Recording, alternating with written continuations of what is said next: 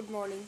Yesterday night it had rained here, and today in the morning also it has rained. So now the condition of the daily newspaper is totally gone. I won't be able to read the news from this newspaper at least. Maybe from internet I have to read. Or maybe I can hang it in the sun because now the sun has also come. So the newspaper should be having some news at least.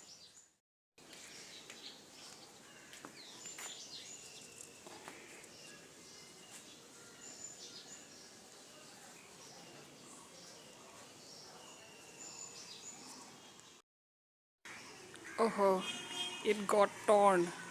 Now it will be very difficult to use it. And I wanted to show the green chilies that are growing in my garden. I had grown this plant few months back, and now lots of green chilies have grown. We can use it in the daily cuisine also. And here you can see a Brahmi plant and the citrus plant growing in the same tub. This citrus species, I have to collect the name, particularly the scientific name, because it is very much common in our place, our region.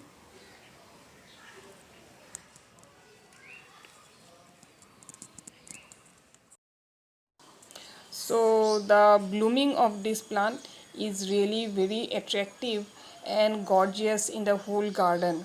Means even it is more attractive than the rose plant.